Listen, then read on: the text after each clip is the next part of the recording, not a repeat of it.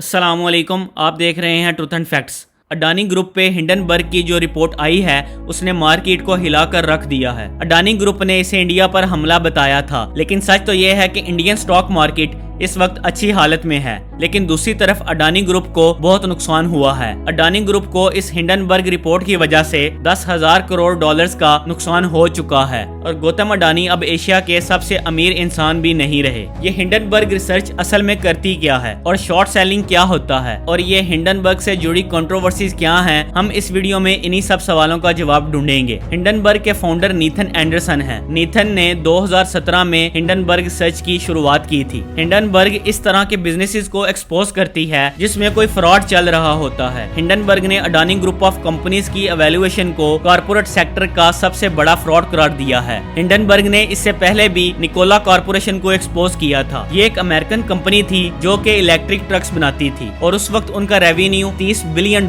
था, लेकिन हिंडनबर्ग ने अपनी रिसर्च में लिखा कि निकोला ने अपने इन्वेस्टर्स से झूठ बोला है। जैसे कि निकोला ने अपने एक ट्रक की वीडियो रिलीज की थी जिसको काफी तेज रफ्तार से चलते हुए दिखाया गया था, लेकिन हिंडनबर्ग ने ये एक्सपोज किया था कि ये ट्रक इसलिए इतना तेज था क्योंकि ये एक डाउनहिल रोड पर चल रहा था। इसके साथ उन्होंने निकोला पर प्रोजेक्ट्स के बारे में झूठ फैलाने का भी इल्जाम लगाया, जिसके बाद निकोला के स्टॉक्स की वैल्यू तेजी से गिरती चली गई और वो $30 बिलियन से $1 बिलियन पर आ गए। इसके अलावा हिंडनबर्ग ने टेस्ला और ट्विटर पर बहुत से इल्जाम लगाए हैं, लेकिन वो सच साबित नहीं हुए। हिंडनबर्ग का सक्सेस रेट 75% है, जो कि काफी हाई है, लेकिन अब सवाल ये आता है कि नीथन एंडरसन ये सब करते क्यों हैं? क्या वो कोई जर्नलिस्ट हैं जो फ्रॉड बिजनेस को एक्सपोज करते हैं? क्या हिंडनबर्ग कोई न्यूज ऑर्गेनाइजेशन है? हिंडनबर्ग कोई न्यूज ऑर्गेनाइजेशन नहीं, बल्कि ये शॉर्ट सेलिंग का बिजनेस करती है। शॉर्ट सेलिंग मार्केट में ओवर वैल्यू स्टॉक्स को एक्सपोज करने का एक लीगल तरीका है। शॉर्ट सेलिंग में कंपनीज पहले ऐसी कंपनी के स्टॉक्स को ढूंढती हैं जिसकी वैल्यू असल कीमत से बहुत ज्यादा मार्केट में चल रही होती है। इसके बाद वो अपने क्लाइंट्स को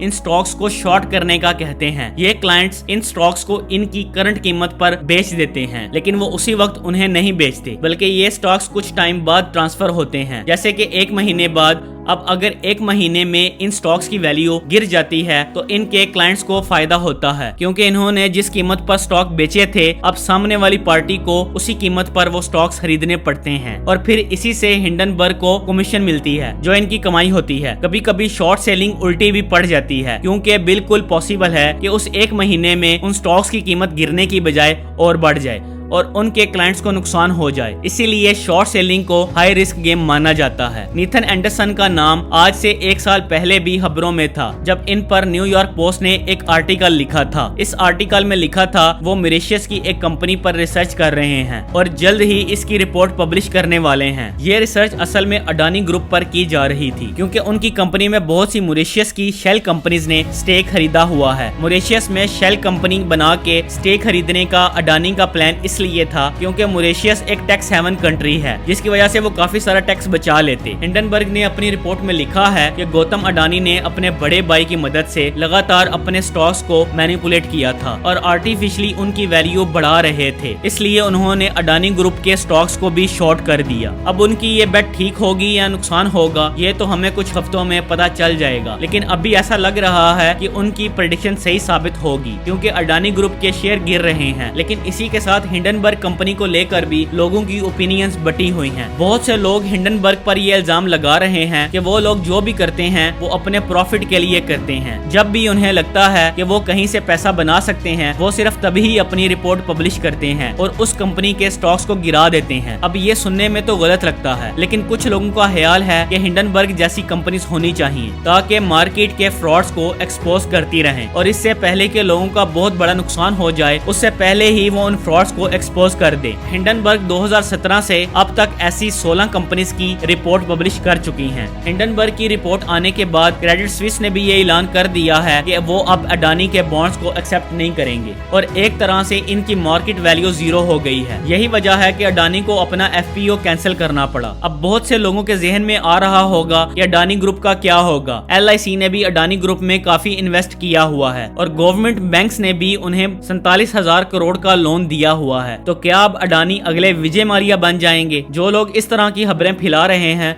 वो भी गलत है, क्योंकि ऐसा कुछ नहीं होने वाला। अगर हम लॉन्ग टर्म की बात करें तो अडानी के पास बहुत सी पोर्ट्स और एयरपोर्ट समेत ऐसे इंफ्रास्ट्रक्चर बिजनेसेस हैं जो उनके लिए बहुत प्रॉफिट कमा सकते हैं। और इस साल इंडियन गवर्नमेंट ने जो इंफ्रास्ट्रक्चर पे बजट पेश किया है उससे भी अडानी को बहुत फायदा होने वाला है। इसके साथ साथ अडानी ने अपनी किसी भी लोन की इंस्टॉलमेंट पे कोई डिफॉल्ट नहीं किया है, जिसका मतलब है कि उनका लोन अभी तक उनके कंट्रोल में है, इसीलिए वो शायद ऐसे बर्बाद नहीं होंगे जैसे मीडिया में बताया जा रहा है। इसके साथ साथ अडानी के पास अपनी कंपनी के 75% शेयर हैं। उन्होंने बस 25% शेयर्स को ही मार्केट में ट्रेड किया हुआ है। इसका मतलब ये है कि इन शेयर की वैल्यू नीचे तो गिरेगी लेकिन एक पॉइंट तक ही नीचे जा सकती है, जिसके बाद ये स्टेबल हो जाएगी और हो सकता है कि वापस से अडानी ग्रुप इस लॉस को रिकवर करने में लग जाए। और अभी के लिए हम ये कह सकते हैं कि रिपोर्ट की वजह से इंडियन स्टॉक मार्केट को कोई खास नुकसान नहीं होने वाला और ये रिपोर्ट एक तरह से बाकी बिजनेसेस के लिए खतरा है। आप इस रिसर्च के बारे में क्या सोचते हैं